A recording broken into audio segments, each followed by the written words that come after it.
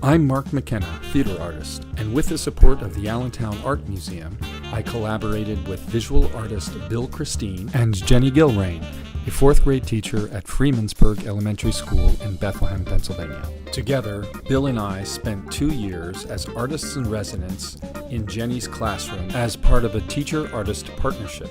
TAP is an ongoing action research project funded by the Pennsylvania Council on the Arts, which provides deep arts experiences in the classroom which support the academic curriculum. This story spotlights the impact our residency had on one particular student.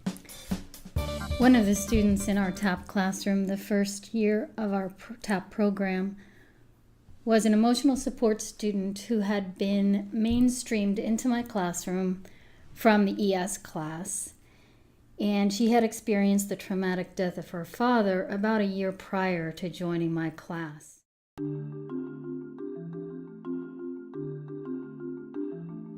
One of the exercises we did in the classroom was to have the students choose a character from the Odyssey with whom they empathized, and then to write a poem in the voice of that character. And I told the students that they could use this poem as a way to secretly talk about their own feelings. And the students really understood this exercise. They latched onto it. They loved doing it.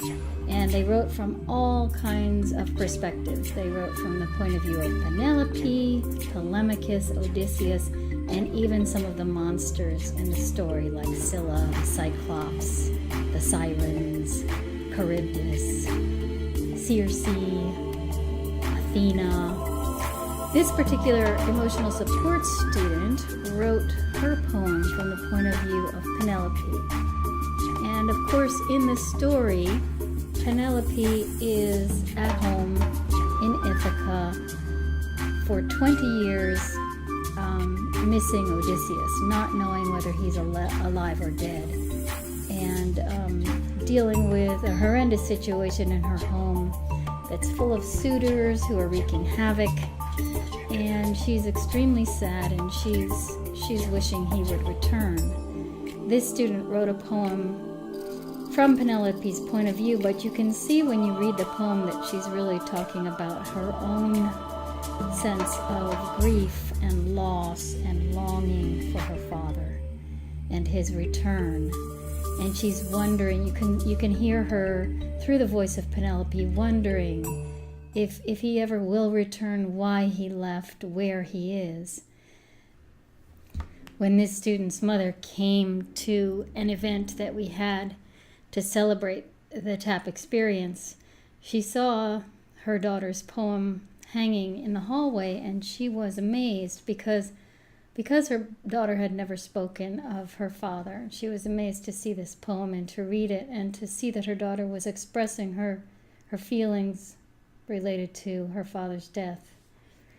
I think that the combination of the arts and literature allows the student to empathize with these heroic characters, and in doing that to better understand themselves and their own emotions.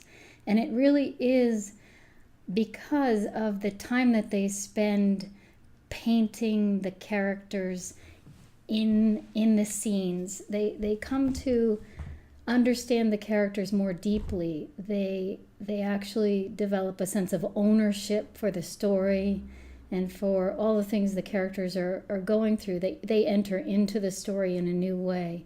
This happens through the painting of the mural, through the visual art, and also through the theater, through acting the characters out.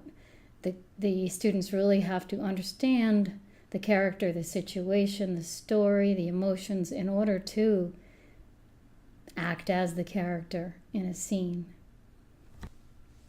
As part of the TAP program, the students take a pre- and post-test. And on the visual pre- and post-test, there's a question that says, have you ever seen a monster? And then the very next directive is, draw a picture of a monster and label it.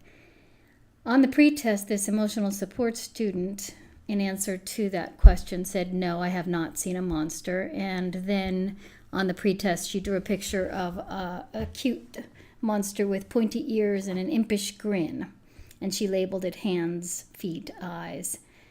Then, after the TAP experience at the end of the year, on the post-test, she answered the question, yes, monsters happen all of the time. The way I see it, problems are monsters.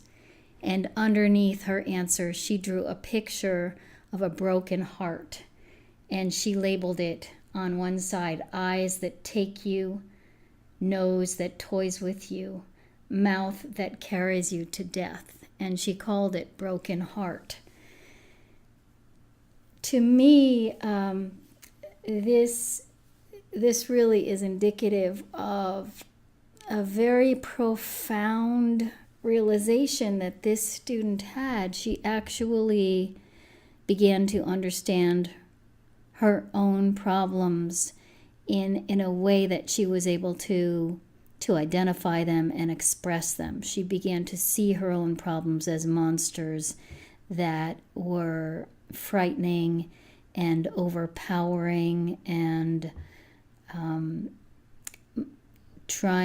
really overwhelming her.